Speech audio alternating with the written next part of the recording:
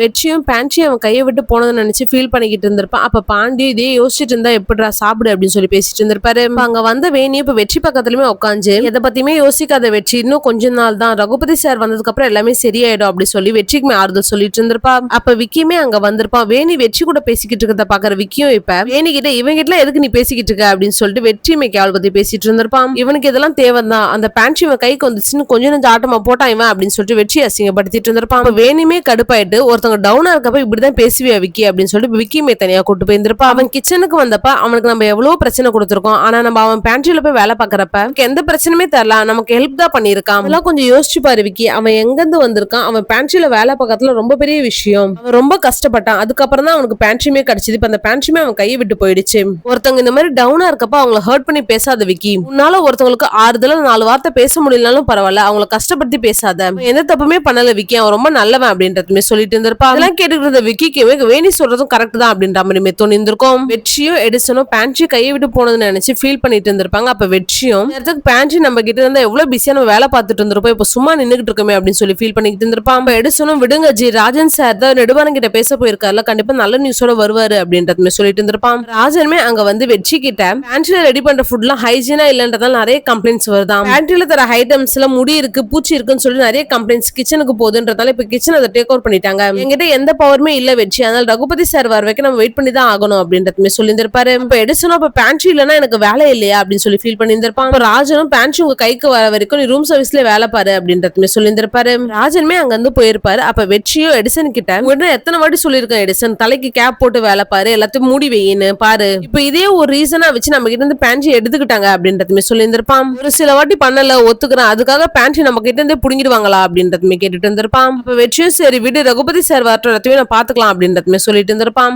வெற்றியும் நெடுமரன் கிட்ட பேசி ஆகணும்ன்றதுக்காக கிச்சனுக்கு போயிருந்திருப்பான். அப்ப ஜான்மே அங்க வந்து நெடுமரன் சார் எல்லாம் பார்க்க முடியாது அப்படின்றதுமே சொல்லிட்டு இருந்திருப்பாரு. அப்ப வெற்றியும் நான் அவர்கிட்ட பேசினா மட்டும் தான் இங்க வந்து போவேன்னு சொல்லிட்டு அங்கேயே நின்றுட்டு இருந்திருப்பான். அதனால ஜானும் இப்ப நெடுமரன் கிட்ட போய் சொல்லியிருந்திருப்பாரு. வெற்றியுமே நெடுமரன் கிட்ட நான் என்ன சார் பண்ணேன், எனக்கு பேண்ட்ரியை கொடுத்தாங்க, நான் பாட்டு என் வேலையை தானே பாத்துக்கிட்டு இருந்தேன் சார், என்ன டார்கெட் பண்ணிக்கிட்டு இருக்கீங்க, தயவு செஞ்சு என் பேண்ட்ரி என்கிட்ட கொடுத்துருங்க சார் அப்படின்னு சொல்லிட்டு வெற்றிமை கெஞ்சிட்டு இருந்தேன். பேண்ட்ரி நல்லபடியா ரன் பண்றதுக்கு நான் நிறைய கஷ்டப்பட்டிருக்கேன் சார், ஏன் சார் ரூம் சர்வீஸ்ல போய் ரூம் சர்வீஸ்ல மட்டும் தான் இருக்கணுமா என்ன, பேண்ட்ரி பாத்துக்கிட்டாலும் இல்ல கிச்சனுக்கு வரணும்னு நினைச்சாலும் இப்படிதான் நடக்குமா சார் அப்படின்னு சொல்லி கேட்டுட்டு இருந்திருப்பான். இப்படி பேசத்தெல்லாம் கேட்கற கிச்சன்ல கிழக்குமே ஒரு மாதிரி ஆயிட்டு இருக்கும். நெடுமானும் அதுக்கு எதுக்குமே ரியாக்ட் பண்ணாம இப்ப பொறுமையா அவனை டார்கெட் பண்ணணும்னு நினைச்சா இங்க நடக்கிறதே வேற, உன் தகுதிக்கு ஏத்த மாதிரி நீ ஆசைப்படும், தகுதிக்கு மீறினது ஆசைப்பட்டா இப்படிதான் ஆகும், எப்படி பேண்ட்ரி உன் கையை விட்டு போச்சோ அதே மாதிரி உன் லைஃப் உன் கையை விட்டு போயிடும், நீ போட்டிருக்க உன் சட்ட சொல்ற வேலையை மட்டும் நீ செய் அப்படின்னு சொல்லிட்டு இப்ப நெடுமானுமே அங்க இருந்து போயிட்டு இருப்பாரு.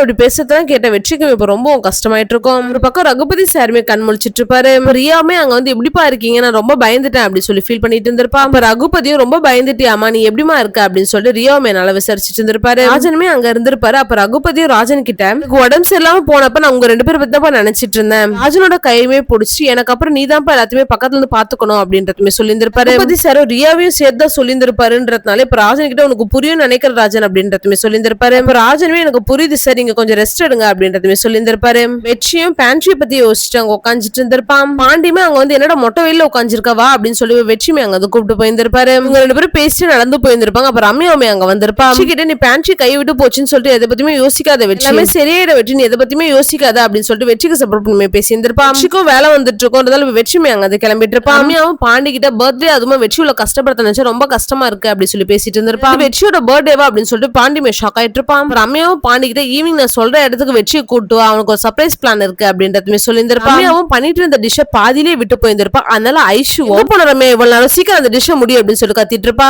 அப்ப ஐஷு திரும்ப ரம்யா கிட்டவே போயிட்டு ரொம்ப திட்டிட்டேனா அப்படின்றதுமே கேட்டு இருந்திருப்பா. ரம்யாவுமே இல்லன்னு சொல்லியிருந்திருப்பா. அதனால ஐஷு சரி வேலையை பாரு அப்படின்னு சொல்லிட்டு அவளுமே அங்க வந்திருப்பா. ரம்யாவும் ஐஷு கிட்ட வெற்றி பேண்ட்ரி அவன் கை விட்டு போயிடுச்சுன்னு சொல்லிட்டு ரொம்ப ஃபீல் பண்ணிக்கிட்டு இருக்கான், அதுக்காக உங்க பேண்ட கூட்டு வந்து ஒரு பாட்டு பாட முடியுமா அப்படின்றதுமே கேட்டு இருந்திருப்பா. ஐஷு ரம்யா கண்டிப்பா இதனால முடியாது அப்படின்றதுமே சொல்லியிருந்திருக்கா. ரம்யாவும் இன்னைக்கு வெற்றியோட பர்த்டே அதனாலதான் கேட்கறேன், நீங்க பாடினா உனக்கு ரொம்ப பிடிக்கும், உங்க வாய்ஸ் உனக்கு ரொம்ப பிடிக்கும், எனக்கும் தான் பிடிக்கும், ஆனா நான் பாடினா யாராலையும் கேட்க முடியாது, தயவுசெய்து நீங்க வந்து பாடுறீங்களா அப்படின்றதுமே கேட்டு இருந்திருப்பா. ரம்யாவும் ஐஷு கிட்ட ரொம்ப கெஞ்சிருப்பான்றதால இப்ப ஐஷுமே அதுக்கு ஓகே சொல்லியிருந்திருப்பா. வெற்றியோட பர்த்டேக்கு எல்லாரும் சேர்ந்து பீச்ல டெக்கரேஷன் பண்ணி வச்சிருந்திருப்பாங்க. ஐஷுவும் கிட்டார் வாசிக்கிறதுக்காக அவளோட பேண்ட்ல இருந்து சித்தார்த்ன்ற பையனுமே கூட்டு வந்திருப்பா. அந்த பையனுமே ஐஷு கிட்ட நீ எப்ப வரும்னு சொல்லிட்டு ஒரு ஃபேன்ஸ் எல்லாம் கேட்டுக்கிட்டு இருக்காங்க.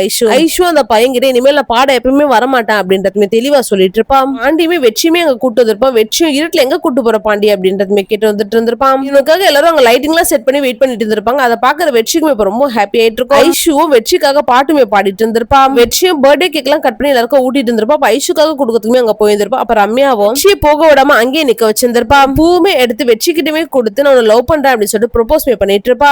ரம்யா அப்படி பண்ணதுன்னு நினைச்சு இப்ப ஐஷுமே ஷாக் ஆகி இப்ப பாட்டுமே நிறுத்திட்டு இருப்பா. ரம்யா அப்படி பண்ணதை பார்த்து அங்க இருக்கும் எல்லாருமே இப்ப பயங்கரமா ஷாக் ஆயிட்டு இருப்பாங்க. வெற்றிக்கும் ஒண்ணுமே புரிஞ்சிருந்திருக்காதுன்றதால இப்ப வெற்றியுமே எதுவுமே பேசாம அங்க இருந்து போயிட்டு இருப்பான். வெற்றி அப்படி பண்ணதுன்னு நினைச்சு இப்ப ரம்யாவுமே ரொம்ப அழுதுட்டு இருந்திருப்பா.